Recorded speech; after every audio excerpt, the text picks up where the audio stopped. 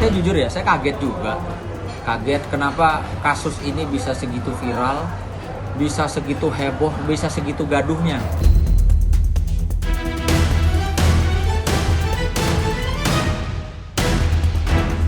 Saya menghormati betul Bang Habib sebagai Ketua Komisi 3 DPR RI dan beliau sangat konsen terkait dengan masalah perempuan.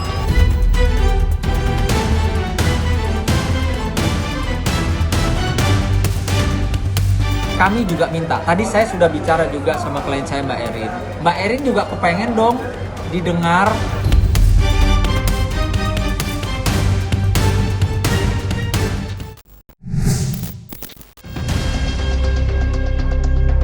Polemik perseteruan panjang, kisru dugaan kekerasan yang menyeret nama Rian Wartia Trigina alias Erin tak hanya bergulir makin panas, tetapi juga memancing perdebatan sengit di kalangan tokoh publik tanah air. Seperti diketahui, banyak nama besar yang kini ikut buka suara, dari jaringan advokasi pekerja rumah tangga hingga kalangan pemangku kuasa. Dan terbaru, giliran politikus Habibur Rahman selaku Ketua Komisi 3 Dewan Perwakilan Rakyat Republik Indonesia yang angkat bicara.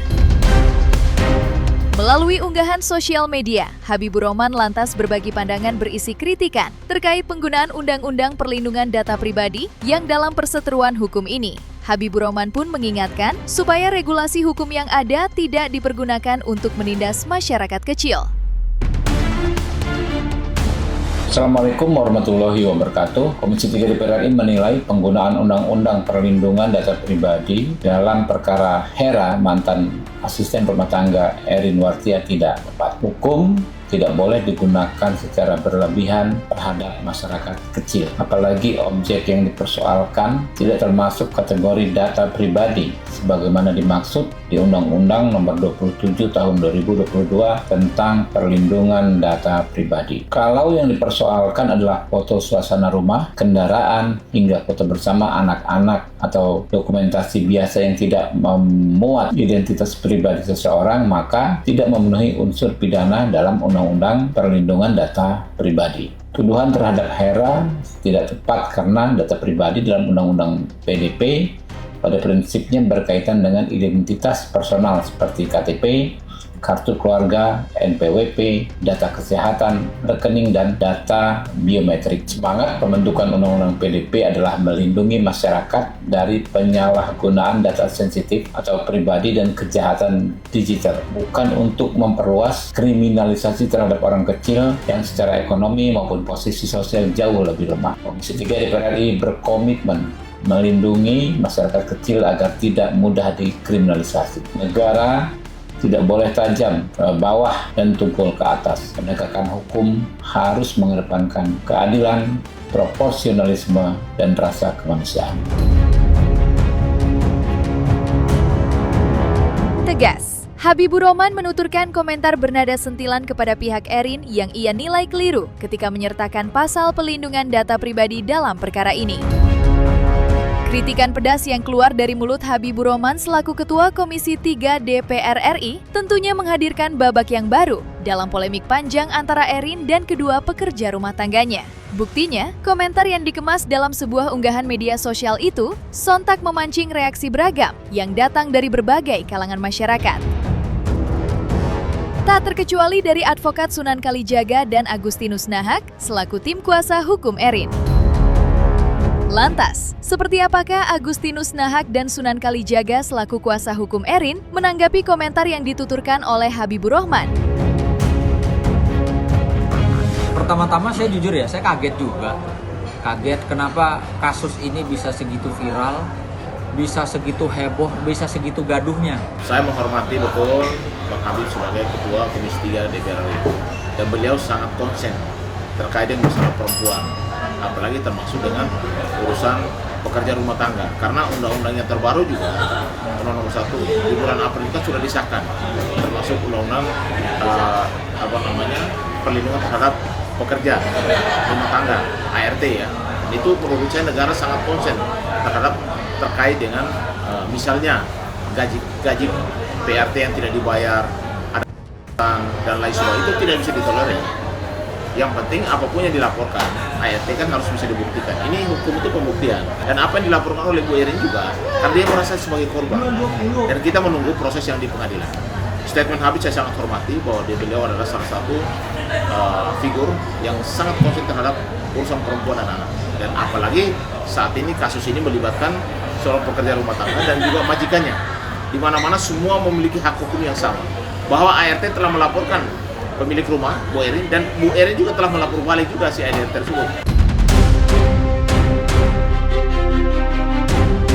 Sedalam itu ternyata perasaan kecewa pihak kuasa hukum Erin menanggapi komentar pedas yang kini datang dari sejumlah pihak. Apalagi komentar tersebut ternyata sudah sampai pula ke telinga sang klien. Atas dasar kekecewaan itu, Sunan selaku kuasa hukum Erin pun menyuarakan sebuah permohonan di mana ia berharap pihak DPR RI juga dapat mendengar, meminta jawaban dan menggali informasi soal perkara ini dari sudut pandang Erin. Ya, Erin dan pihak kuasa hukum berharap apa yang besar atensi DPR RI yang datang kepada para PRT juga diberikan kepada dirinya. Lantas, seperti apakah permohonan yang disampaikan Sunan Kalijaga kepada DPR RI?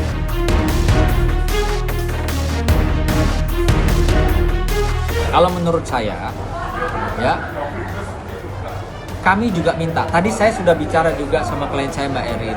Mbak Erin juga kepengen dong didengar, kepengen dong bisa bertemu sama Mbak Rieke Diah Pitaloka yang kebetulan saya tahu, ya, saya mengenal Mbak Diah Pitaloka itu orang yang smart, ya. Saya juga pernah bersama-sama berjuang dalam kasus kaitan kasus skincare. Artinya Mbak Rieke harus melihat dan mendengar dari dua sisi. Bahkan kami siap untuk diundang oleh Mbak Rieke, ya, menyampaikan ini loh fakta-faktanya yang terjadi. Kayak di polisi aja kan, pelapor dipanggil didengar keterangannya, terlapor dipanggil didengar keterangannya, saksi dipanggil didengar keterangannya.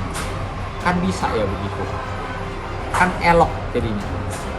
Jadi tidak ada terkesan hukum ini hanya berdiri untuk masyarakat kecil, atau jangan terkesan hukum ini hanya berdiri untuk seseorang yang gimana gitu. Itu yang kami minta. Kami kalau boleh memohon, ya, memohon keadilan sebagai sama-sama rakyat, sebagai sama-sama warga negara Indonesia. Itu yang tadi disampaikan oleh Mbak Erin kepada saya. Tolong dong Bang, sampaikan, undang saya juga untuk mengklarifikasi. Karena kita kalau ngomong jujur, ini kan yang saya bilang, kasus ini bisa seheboh ini ya. Padahal si ART tidak dalam keadaan koma, tidak dalam keadaan di UGD atau di ICU.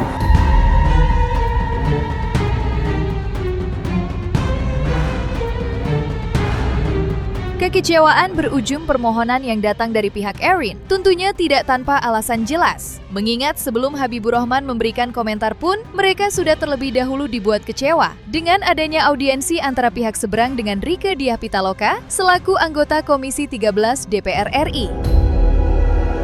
Apalagi dalam pertemuan tersebut, politikus sekaligus aktor senior itu sampai menandatangani sebuah surat yang menyatakan kesiapannya untuk mengawal perkara ini.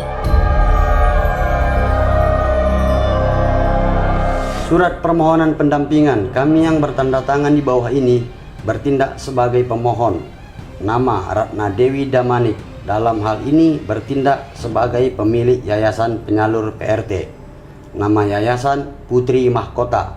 2. Herawati dalam hal ini sebagai pihak pekerja rumah tangga atau PRT korban indikasi kekerasan majikan.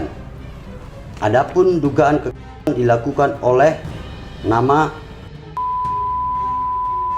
dalam hal ini sebagai majikan dari pekerja rumah tangga atas nama Herawati. Dengan ini memohon pendampingan kepada nama Dr. Rieke Diah Pitaloka MHum, jabatan anggota Komisi 13 DPR RI. Permohonan ini kami buat dengan sebenar-benarnya tanpa adanya tekanan maupun paksaan dari pihak manapun. Ini saya terima amanah ini ya. Mudah-mudahan bisa memperjuangkan ya. Amin. Saya berharap, bukan mudah-mudahan, tapi saya berharap ibu yang mendampingi kami. Gitu. Kami membutuhkan keadilan. Kisru perseteruan Erin dan pekerja rumah tangganya memang telah bergulir liar kemana-mana. Sampai-sampai anggota DPR RI Rieke Diah Pitaloka ikut terjun langsung memberikan pengawalan. Sebuah aksi besar yang sontak memancing silang pendapat di kalangan publik, khususnya dari advokat Sunan Kalijaga yang mendapat kuasa dari Erin dalam laporan ini. Apalagi, Rieke Diah Pitaloka disebut-sebut siap mendampingi pihak PRT sebelum mendengar keterangan dari pihak Erin. Sontak saja ketika ditemui awak media, Sunan Kalijaga lantas memberikan pesan tegas kepada Rieke Diah Pitaloka. Yang mana Sunan mengingatkan Rieke Diah untuk tetap berdiri di tengah, tidak condong ke pihak manapun.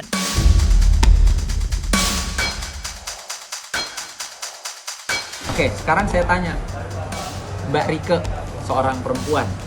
ART, seorang perempuan. Klien saya, Erin, perempuan bukan? Klien saya, Erin, warga negara Indonesia bukan? Klien saya punya hak hukum yang sama bukan? Artinya, sebelum Mbak Rieke jalan mendampingi, seyogyanya loh. Kita nggak maksa, cuma maksudnya seyogyanya jangan mendengar cuma satu pihak.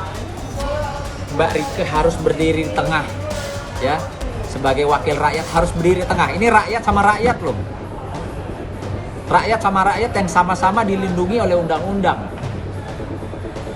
Panggil kami, atau nggak usah sama tim hukum deh, panggil Mbak Erin, klien saya, sama-sama perempuan. Mbak, saya dapat aduan nih dari mantan ART Mbak. Gimana sih Mbak ceritanya yang benar?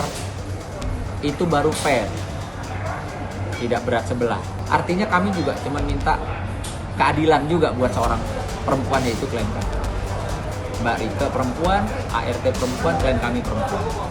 Tolonglah sebagai wakil rakyat ya yang bijak. Ya. Kan sudah dengar nih versinya ART. Panggil Mbak Erin. Atau kami nih sekarang nih melalui media kami memohon waktu untuk Mbak Erin bisa ketemu, Mbak Erin bisa menjelaskan situasi yang sebenarnya seperti apa. Tentunya berdasarkan alat bukti, bukan cuman omon-omon. Ada bukti CCTV, ada bukti percakapan, gitu. Sehingga sebelum wakil rakyat itu melangkah atau mengambil satu keputusan, ya,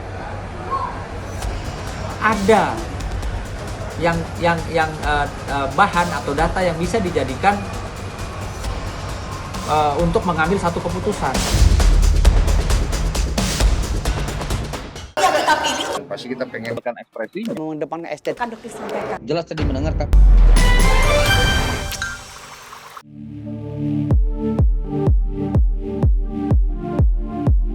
Dan jangan lupa untuk like, subscribe, dan juga share channel YouTube Cumi Cumi.